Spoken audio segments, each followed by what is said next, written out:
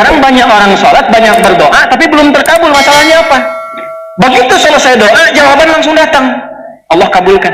Itu enggak tunggu salam, masih berdiri dijawab. Maka tidak tunggu sholat, sebelum sholat langsung Allah sampaikan mau minta apa. Ibunya, niatnya, takbirnya, sampai Al-Fatihah, sampai kalimat ini, apapun yang dia minta sekarang, aku akan kabulkan. Siapa yang ingin kaya? Ya. Siapa yang ingin punya mobil? Masya Allah. Siapa yang belum nikah pengen nikah? Siapa yang pengen punya keturunan? Siapa yang pengen masuk surga? Nah, intinya banyak permintaan. Permintaan itu bahasa Arabnya doa. Setiap permintaan ingin rasanya kita dikabul, ya kan? Minta itu kepada yang punya atau yang tidak punya, kepada yang mampu atau yang tidak mampu. Siapa yang paling mampu yang bisa kita minta? Maka diatur caranya lewat apa? Sholat. Ternyata berdoa dalam sholat itu berbeda dengan doa saat tidak sedang sholat. Orang kalau sholat dia berdoa dan benar doanya, itu akan dijawab 2 kali lipat lebih cepat dibanding dengan yang doa tapi di luar sholat. Saya bocorin nih, bocor halus aja nih. Orang yang doa dalam sholat itu doanya akan dikabulkan 2 kali lipat lebih cepat dibandingkan orang yang doa di luar sholat. Kenal Nabi Zakaria, Bu? Ayo bilang kenal, saya pulang. Nah, kenal, saya kaget nih, malaikat yang sedang menyamar jangan-jangan ya. Nabi Zakaria itu diuji oleh Allah dalam hidupnya, belum punya keturunan. Fisiknya sudah letih, rambutnya sudah memutih. Maaf, istrinya divonis oleh medis menopause dan mandul. Secara medis tak mungkin punya keturunan. Secara klinis mustahil. Berdoa sering dilakukan. Di surat Maryam kan viral. Jadi kalau kita baca dari ayat 1 sampai dengan terjawab doa ayat 15, itu ada doanya. Kaf ha ya ain sad. Dzikra rahmati rabbika 'abdahu Zakaria iznada rabbahu nidaan khafiyya. Minta sama Allah, Rabbi inni wa hanal 'azmu minni washta'ala ra'su syaiba. Ya Allah, fisikku sudah letih, rambutku sudah memutih, tapi aku belum punya keturunan. Doa rajin. Tapi ketika doa itu dipanjatkan dalam sholat, dalilnya apa? Kita pakai dalil. Quran surah ketiga, surah Ali Imran. Ayatnya ayat 38 sampai 39. Sholat. Ini sekaligus kita share ilmu ya. Maaf, kita sampai jam berapa ya? Insya Allah. Oh, baik, alhamdulillah. Ibu sampai jam 3, jam 2, jam 1, subuh boleh. Insya Allah. Saya ikut ya. Ikut jadwal saya. Jadi ibu mau sampai jam 3 silahkan di sini. Nah, saya setengah 12 sudah siap-siap ya. Baik. Jam 12 kurang seperempat lah bonus ya. Lihat sini. Fokus baik-baik. Bu, Pak, seluruhnya. Ada satu hal yang penting ketika kita berdoa dalam sholat. Jarang orang tahu ini kenapa ada mihrab. Dan kenapa tempatnya buat imam, bukan makmum. Yang di mihrab itu siapa? Imam. Makmum di luar mihrab. Karena imam itu memimpin doanya makmum. Sholat itu kan doa, dipimpin oleh imam. Makanya milih imam nggak boleh sembarangan. Nggak boleh sembarangan. Boleh imam di kantor, tapi belum tentu imam di masjid. Kualifikasinya beda. Oh, hati-hati. Saya pernah ngajar di satu tempat pesantren. Pesantren itu letaknya di satu komplek. Itu pensiunan pejabat, Pak. Pejabat di kantor, bukan di masjid. Tapi semangatnya tinggi, pengen jadi imam di masjid. Bagus, patut dicontoh. Ini kisah nyata. Cuman sayang, bacaan belum benar sepenuhnya. Saya bilang, Pak, bacaannya dibetulkan dulu buat jadi imam. Jawabannya bagus. Justru dengan menjadi imam Ustadz, jamaah bisa dibetulkan di belakang. Ini harus dijaga semangatnya. Ini caranya. Awas, hati-hati. Ini fikihnya begini. Saya bilang, Pak, tetap jadi imam. Saya salut dengan Bapak. Terima kasih Ustadz. Bagaimana kalau supaya lebih bagus, saya kirimkan santri melatih bacaan Bapak sebelum jadi imam, dibacakan dulu, dibimbing dulu supaya ketika jadi imam makin bagus. Tapi saat latihan tetap Bapak jadi imam. Imam sholat zuhur dan asar. Maghrib, isya, subuh, santri aja dulu Pak. Ya. Kan nggak turun status kan? Ya, yang penting jabatan tetap kan? Ya. Jadi zuhur sama asar sepakat Pak, dealnya kan bagus. That's a big deal ya. Tetap jadi imam, cuma zuhur dan asar. Apa yang terjadi? Imam betul. Diperbaiki bacaan. Setelah makin bagus, Pak sudah bagus nih, udah Ustadz santri aja, karena tahu yang bagus santri gitu ya. Tapi setelah itu terbiasa, sekarang banyak jadi imam. Jadi imam. Dan tempatnya kenapa di mihrab? Mihrab itu tempat yang disebutkan dalam Al-Quran punya dua keutamaan. Satu, cepat mendatangkan rizki. Rizki. Dua, mempercepat terkabulnya doa. Di surah yang sama, surah 3, di ayat 37, paling kiri sebelah bawah di pojok di mushaf, itu diterangkan tentang keutamaan mihrab, tentang rizki. Ternyata satu, mihrab itu bukan hanya khusus di masjid. Ibu di rumah bisa bikin mihrab, Bu. Bapak di rumah bisa bikin mihrab. Dan ternyata mihrab itu tidak harus bentuknya ruangan. Saya waktu pulang di Tripoli, saya ngontrak Pak di Ciputat. Petakan, alhamdulillah. Kita adakan mihrab sehamparan sejadah saja, yang penting fungsinya mihrab. Apa itu mihrab? Tempat yang dikhususkan untuk ibadah saja, tidak yang lain. Sholat di situ, baca Quran di situ, doa di situ, makan keluar dari situ. Bikin status jangan di situ. Ya. Ceplik, maaf ya, sedang di mihrab, jangan diganggu dulu. Nah, keluar. Jika itu bisa dilakukan, apa nasabnya di luar masjid? Maryam dibikinkan mihrab oleh orang tuanya. Jadi begitu lahir, Imran meninggal, Hannah masih ada, dibimbing oleh pamannya Zakaria, dibikinkan mihrab. Begitu berdoa, ibadah, sholat di dalamnya, apa yang terjadi? Perhatikan ayatnya. Fataqabbalaha rabbuha biqabulin hasanin wa ambataha nabatan hasanan wa kaffalaha Zakaria kullama dakhala 'alaiha Zakaria al-mihrab wajada 'indaha rizqa. Qala ya Maryam anna laki hadha? Qalat huwa min 'indillah. Innallaha yarzuqu man yasha'u bighairi hisab. Setiap kali pamannya nengok Maryam di mihrab, sudah ada rizkinya. Paman bawa pakaian, bawa buah-buahan, bawa makanan, masuk ke situ sudah ada makanan, sudah ada buah. Kalau musim anggur ada anggur wajar, bukan musim anggur ada anggur. Ditanya oleh pamannya, Maryam dari mana semua ini? Kata Maryam, semua dianugerahkan oleh Allah. Kalau kita mendekati Allah dengan baik, Allah berikan tanpa batas. Di mana dilakukan itu? Mihrab. Jadi kalau bapak, ibu berdoa ingin diberikan rizki yang cepat, rizki itu keturunan, rizki ketenangan, rizki materi, bikin mihrab, lakukan. Nah di mihrab itulah Nabi Zakaria sholat. Lihat, berdoa. Dalilnya kembali ke ayat 38-39. Hunalika da'a Zakaria rabbah. Qala rabbi habli min ladunka dzurriyyatan thayyibah innaka sami'ud du'a. Di mihrab itulah Nabi Zakaria berdoa, minta sama Allah. Perhatikan doanya. Ya Allah, semua orang mengatakan bahwa aku tidak mungkin punya keturunan. Karena itu aku meminta kepadamu yang tidak pernah punya batas dalam pemberian. Rahasia ketiga, Bu. Di ketiga nih, saya udah kasih rahasia. Di sini aja nih. Tanya tadi sama jamaah Cijantung, gak dibuka kecuali di sini. Jangan dibagi-bagi ya. Apa yang ketiga? Kalau mau doa, buka awali dengan nama Allah sesuai kebutuhan kita.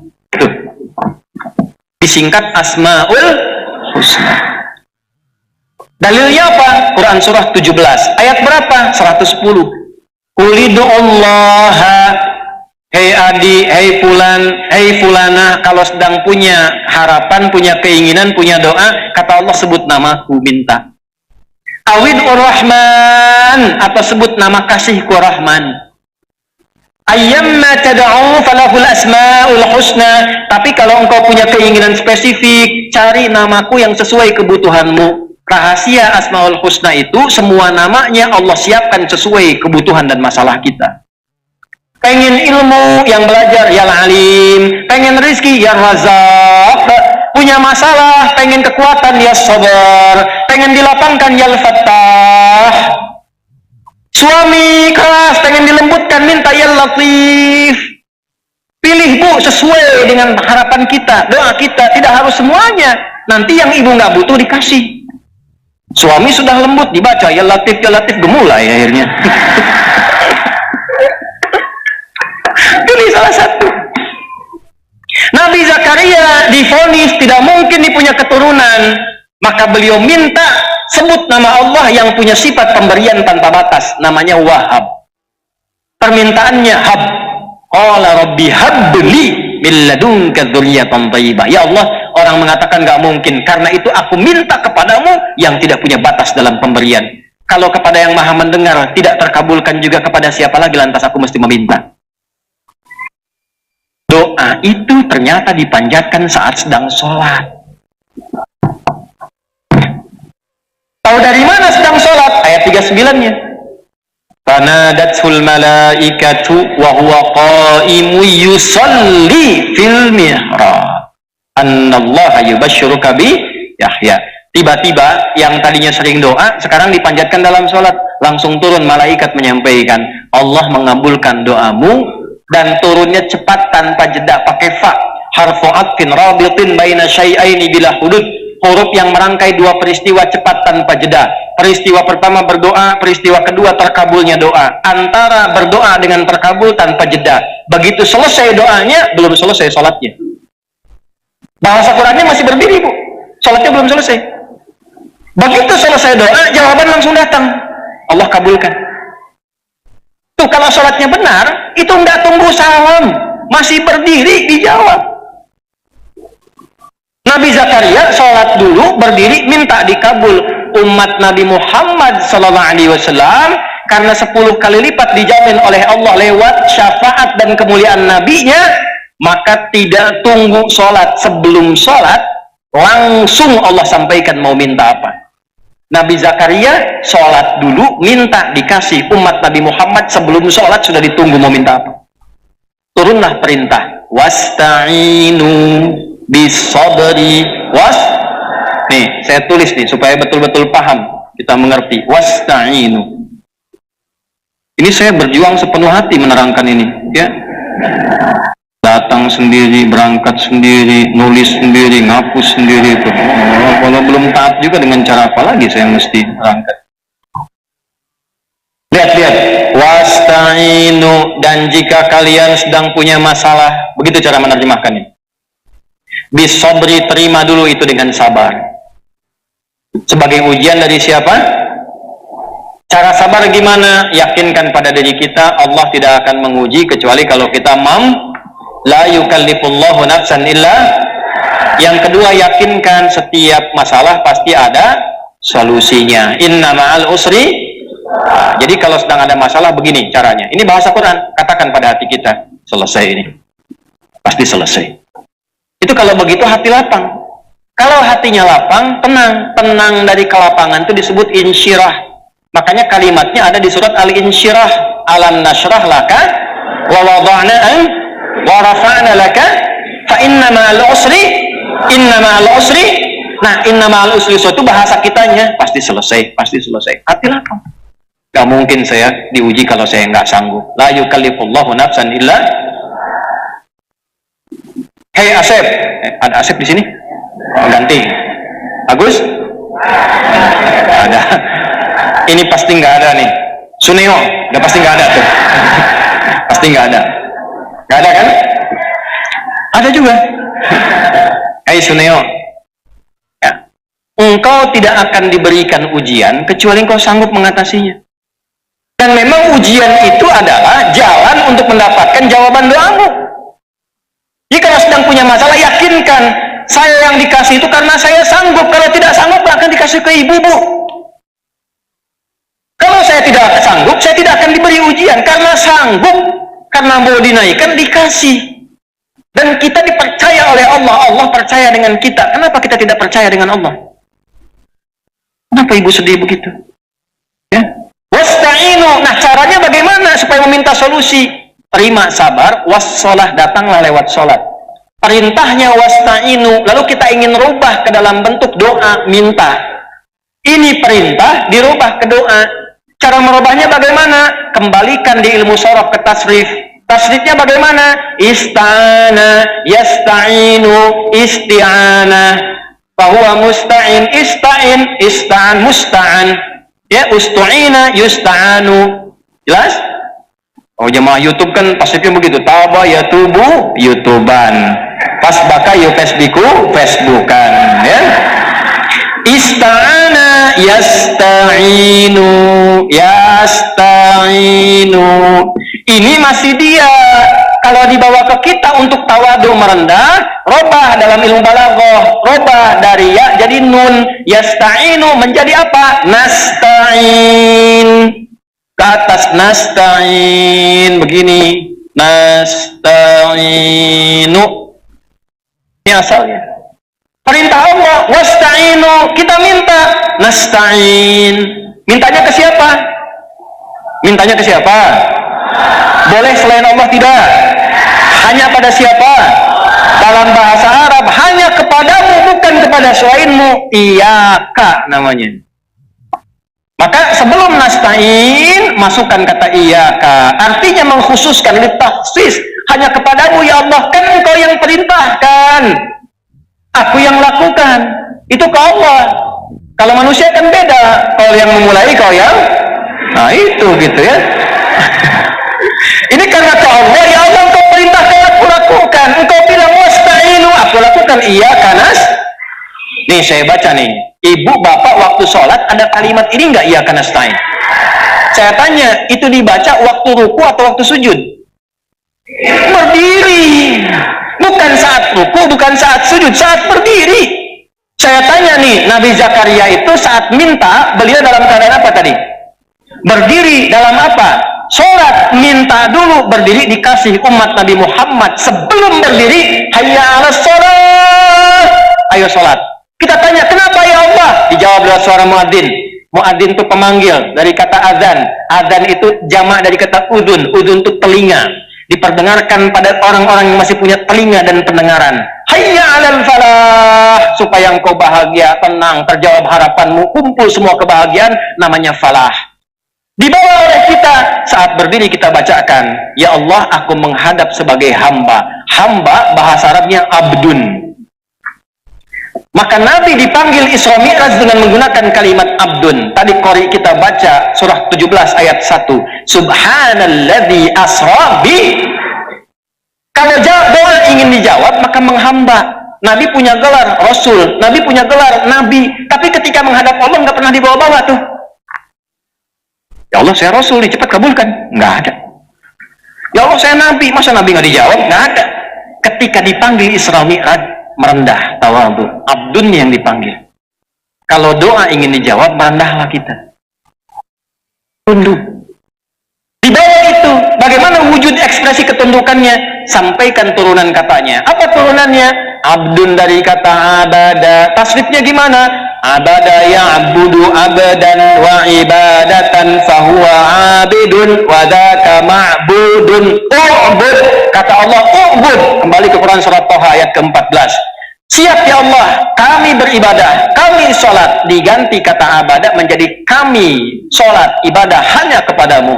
Abadah jadi ya'budu, karena rendah hati na'budu. Kepada siapa ibadahnya? Boleh kepada yang lain. Tidak, karena kita khususkan, ilmu balaghah datang litakhsis, datangkan kata iyaka di depannya. Iyaka na'budu. Begitu kita sholat iyaka na'budu, langsung Allah jawab, mau minta apa? Maka kita katakan wa iyaka nas. Sekarang lihat hadis qudsinya. Kita nyambung ke hadis. Quran kan sudah, hadis belum. Saya bacakan hadis qudsinya. Qala Nabi Hurairah radhiyallahu ta'ala anhu, anin Nabi sallallahu alaihi wasallam qala, qala Allah azza wa jalla. Hadis riwayat sahabat Abu Hurairah. Abu Hurairah menerima dari Nabi sallallahu alaihi wasallam. Nabi mengatakan, inilah hadis qudsi. Allah berfirman, qasamtu salata baini wa baina abdi ala nisfaini. Aku bagi dua bagian dalam sholat, untukku dan untuk hambaku. Wali abdi masala, kalau hambaku menunaikan kewajibannya dalam sholat benar, aku berikan apapun yang dia minta. Ntar dulu, jangan amin aja dulu, ntar dulu. Aku berikan apapun yang dia minta kalau benar. Kalau benar. Teruskan hadisnya. Idza qala al-'abdu alhamdulillahi rabbil alamin. Kalau hambaku mulai sholat, dia bertakbir baca iftitah sampai Fatihah sampai kalimat alhamdulillahi rabbil alamin. Qala Allah azza wa jalla, maka Allah menjawab kalimatnya, hamadani abdi, hambaku sedang memujiku. Bu, ternyata saat sholat kita dijawab oleh Allah. Makanya punya sifat ihsan. Hadis Muslim nomor hadis yang ke-8, anta'budallaha ka'annaka tarahu fa illam takun tarahu fa innahu. Kalau tak mampu melihat Allah yang mengawasi menjawab kita, rasakan diawasi. Wa idza qala al-'abdu ar-rahmanir rahim, kalau dibaca lagi ar-rahmanir rahim, perhatikan jawabannya. Asna alayya abdi, hambaku sedang menyanjungku. Wa idza qala al-'abdu maliki yaumiddin, kalau hamba membaca maliki yaumiddin, qala Allah azza wa jalla, Allah menjawab majjadani abdi, hambaku sedang mengagungkanku. Sekarang lihat, di sini intinya.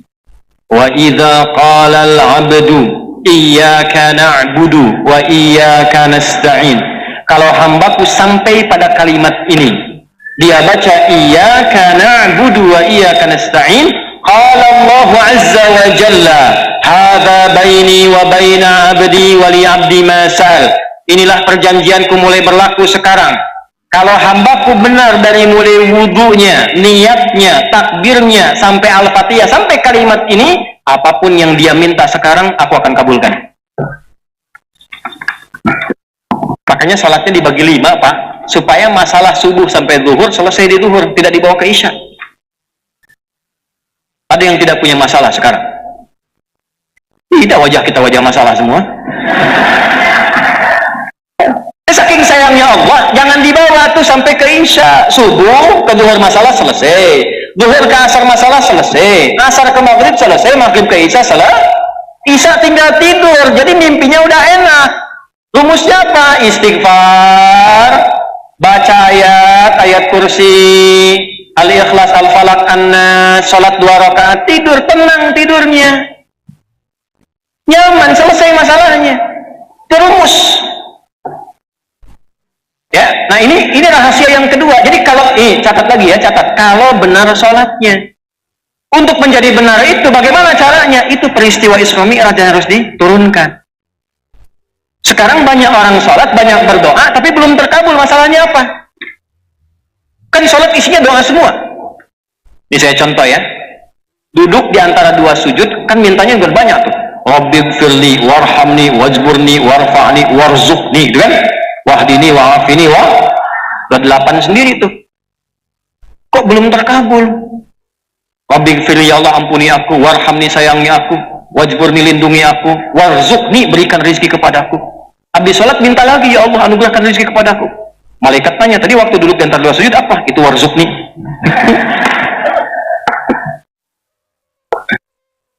Dulu orang baru sholat baca terkabul. Kenapa kita sekarang sampai salam belum terkabul?